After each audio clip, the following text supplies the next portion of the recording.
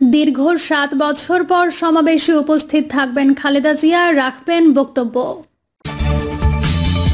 জানাবো বাংলাদেশ অলিখিত অঙ্গরাজ্য, হাসিনা ছিল ডিম পাড়া হাঁস। ভারতের নির্দেশে সাইদিকে হত্যা করেন শেখ হাসিনা, বললেন মাসুদ সাইদি। আরও জানাবো স্ত্রীর কথা বলতেই কেঁদে ফেললেন আসিফ নজরুল। এবং সর্বশেষ জানাবো দক্ষিণ কোরিয়ার গণতান্ত্রিক আন্দোলনে তারেক রহমানের সংহতি প্রকাশ। এতক্ষণ শুনছিলেন সংবাদ শিরোনাম, এবার বিস্তারিত।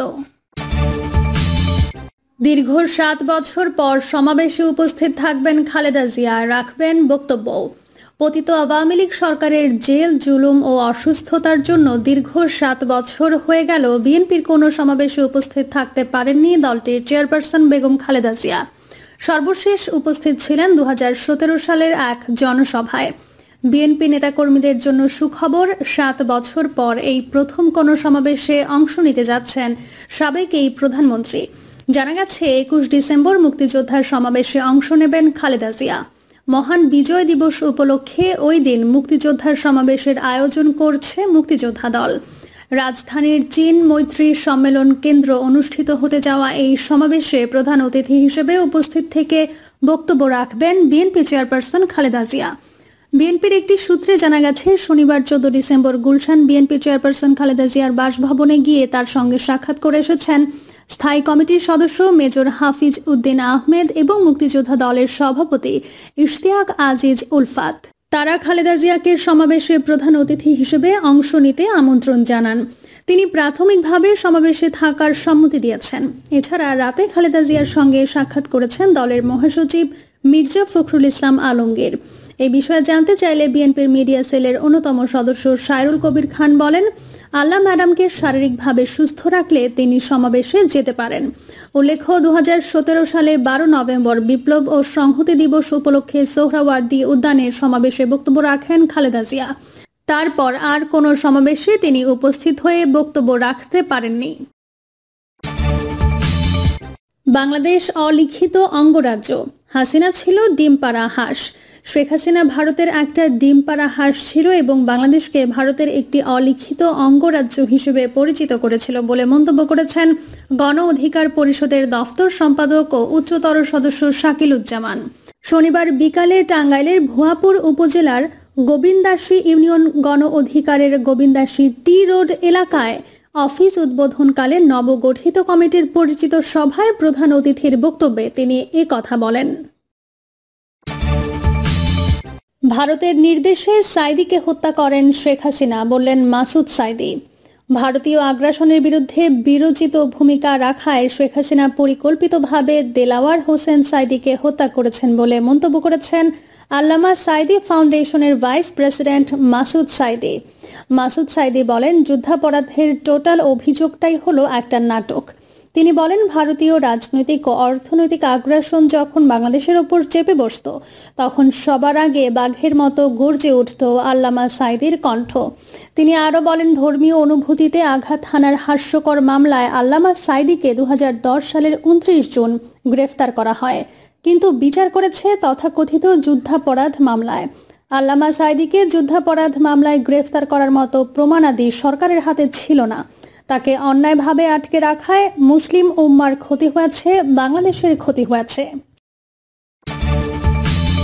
স্ত্রীর কথা বলতেই কেঁদে ফেললেন আসিফ নজরুল। স্ত্রীর কথা বলতেই কেঁদে ফেললেন আইন, বিচার ও সংসদ বিষয়ক উপদেষ্টা ডক্টর আসিফ নজরুল। শনিবার সন্ধ্যায় রাজধানীর জাতীয় জাদুঘর মিলনায়তনে নিজের লেখা উপন্যাস আমি আবু বকর নিয়ে অনুষ্ঠিত আলোচনা সভায় বক্তব্য রাখেন। এ সময় স্ত্রীর কথা বলতে গিয়ে আসিফ নজরুল বলেন, আমি কিন্তু মাঝে মধ্যে মন খারাপ করে আমার স্ত্রীকে বলি, আমার কি কোনোদিন এই জীবন আসবে, কিছু করতে হবে না, আমার কিছুই চিন্তা করতে হবে না, আমি শুধু ঘুমাবো আর লিখবো। তো আমার স্ত্রী বলছে অবশ্যই আসবে। শখ করে কফি বানানো শিখছে বলে উল্লেখ করে তিনি বলছে আমি কফির দোকান দেব, তুমি শুধু লিখবা আর লিখবা। তিনি বলেন, আমার লেখালেখির মাঝখানে প্রায় ১৫ বছর গ্যাপ ছিল। আমি যে ১৫ বছর লিখতে পেরেছি এটা আমার স্ত্রীর জন্য। আমি ওর প্রতি খুবই কৃতজ্ঞ। সবার সামনে বললাম ধন্যবাদ।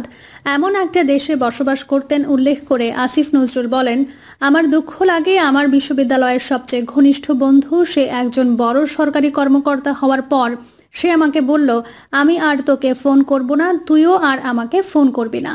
এমনকি তার মেয়ের বিয়েতে যে মেয়েকে আমি ছোটবেলায় কোলে নিয়েছি তার বিয়েতে আমাকে দাওয়াত দিল না। ছাত্রলীগ নেতার কথা উল্লেখ করে আসিফ নজরুল আরও বলেন, দাওয়াত দিল আমাদের ক্লাসমেট এক ছাত্রলীগ নেতাকে, যার সঙ্গে কোনোদিন আমাদের কোনো রকম ফ্রেন্ডশিপ ছিল না। আমার কাছে তখন মনে হতো আমাকে যদি তার বিয়েতে দাওয়াত দিত তাহলে কি তার চাকরি চলে যেত।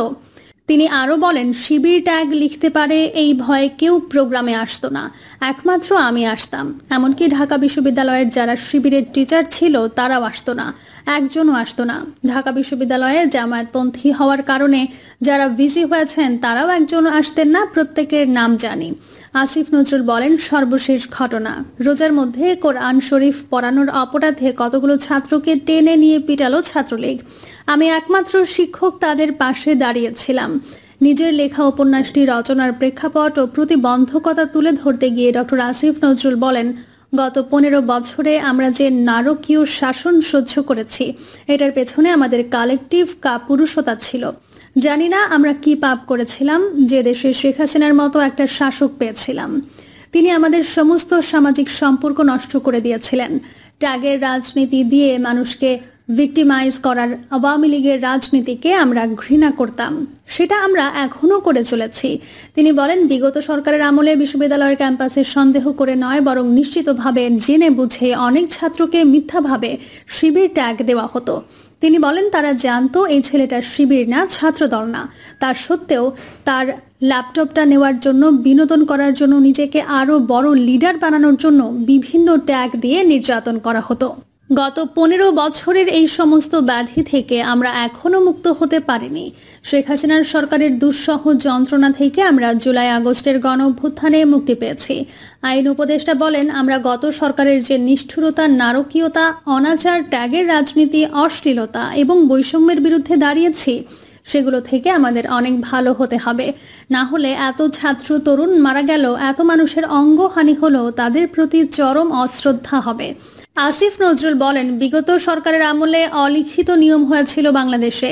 3টা বিষয়ে কথা বলা যাবে না। এর একটা হলো শেখ হাসিনার সম্পর্কে, দ্বিতীয়টা হলো ভারত সম্পর্কে। আসিফ নজরুল বলেন, সর্বশেষ ঘটনা, রোজার মধ্যে কোরআন শরীফ পড়ানোর অপরাধে কতগুলো ছাত্রকে টেনে নিয়ে পিটালো ছাত্রলীগ।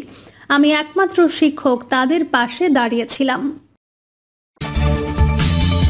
দক্ষিণ কোরিয়ার গণতান্ত্রিক আন্দোলনে তারেক রহমানের সংহতি প্রকাশ। গণতন্ত্রের জন্য সংগ্রাম চালিয়ে যাওয়া দক্ষিণ কোরিয়ার জনগণের প্রতি পূর্ণ সমর্থন ব্যক্ত করেছেন বাংলাদেশ জাতীয়তাবাদী দলের ভারপ্রাপ্ত চেয়ারম্যান তারেক রহমান। সামাজিক যোগাযোগ মাধ্যমে প্রকাশিত এক বিবৃতিতে তারেক রহমান দমনমূলক শাসন হিসেবে অভিহিত করে দক্ষিণ কোরিয়ার গণতান্ত্রিক শাসনের লড়াই এবং বাংলাদেশের দশকব্যাপী লড়াইয়ের মধ্যে মিল খুঁজে পান। তারেক রহমান লেখেন, গণতন্ত্রের জন্য লড়াই করা দক্ষিণ কোরিয়ার সাহসী জনগণের সঙ্গে একাত্মতা প্রকাশ করছি। রাজনৈতিক নিপীড়ন মোকাবেলার অভিজ্ঞতার কথা উল্লেখ করে রহমান লেখেন, বাংলাদেশে আমরা 1 দশকেরও বেশি সময় ধরে একটি দমনমূলক শাসন সহ্য করেছি। নিপীড়ন মোকাবেলার জন্য ব্যথা সইতে হয়, যে পরিমাণ ধৈর্য ও দৃঢ় সংকল্প দরকার হয় তা আমরা গভীরভাবে অনুভব করতে পারি। তারেক নির্বাচিত সরকার কর্তৃক গণতান্ত্রিক প্রক্রিয়ার অপব্যবহারের সমালোচনা করেন এবং এটিকে উভয় দেশের জন্য একটি অভিন্ন চ্যালেঞ্জ বলে অভিহিত করেন। তিনি বলেন, আমাদের উভয় জাতি নির্বাচিত সরকারের নিজেদের উদ্দেশ্যে গণতান্ত্রিক ভাগ-ফোকরকে কাজে লাগানোর বিপদ সম্পর্কে জানি। উভয় দেশে গণতন্ত্রপন্থী আন্দোলনের সাফল্যে একটি দৃঢ় সংকল্প জনগণের অদম্য শক্তির ওপর জোর দেন। ভবিষ্যৎ গণতন্ত্রের হুমকি এড়াতে রাজনৈতিক নেতা ও নাগরিকদের সতর্ক থাকার আহ্বান জানিয়ে রহমান বলেন, শক্তিশালী গণতান্ত্রিক প্রতিষ্ঠান গড়ে তোলার মাধ্যমে আমরা আমাদের জনগণের অধিকার রক্ষা করতে পারি এবং একটি ন্যায় ও মুক্ত সমাজ নিশ্চিত করতে পারি। বিএনপি নেতা, বাংলাদেশে ক্রমবর্ধমান রাজনৈতিক উত্তেজনার সময়ে বিএনপি সহ বিরোধী দলগুলো তখনকার ক্ষমতাসীন আওয়ামী লীগ সরকারকে ভিন্ন মত দমন এবং গণতান্ত্রিক রীতিনীতি ক্ষুণ্ণ করার জন্য অভিযুক্ত করেছে। তারেক রহমানের বার্তা, গণতান্ত্রিক নীতি সংরক্ষণের জন্য প্রচেষ্টাকারী দেশগুলোর মধ্যে আন্তর্জাতিক সংহতির বৃহত্তর আহ্বানেরও ইঙ্গিত দেয়। ডেমোক্রেসি, বাংলাদেশ ও সাউথ কোরিয়া এর মতো হ্যাশট্যাগ সহ তার বিবৃতি বিশ্বব্যাপী গণতান্ত্রিক আন্দোলনের আন্তঃসম্পর্ক নিয়ে আলোচনার জন্ম দিয়েছে। দক্ষিণ কোরিয়ায় গণতন্ত্রপন্থী সংগ্রাম, যা আন্তর্জাতিক মনোযোগ আকর্ষণ করেছে, বিশ্বব্যাপী গণতন্ত্রের সমর্থকদের অভিন্ন চ্যালেঞ্জ এবং আশার একটি মর্মস্পর্শী অনুস্মারক হিসেবে কাজ করে। প্রিয় দর্শক, এই ছিল এখনকার সর্বশেষ সংবাদ। আপডেট সব সংবাদ পেতে চ্যানেলটি সাবস্ক্রাইব করে বেল আইকনটি ক্লিক করে রাখুন।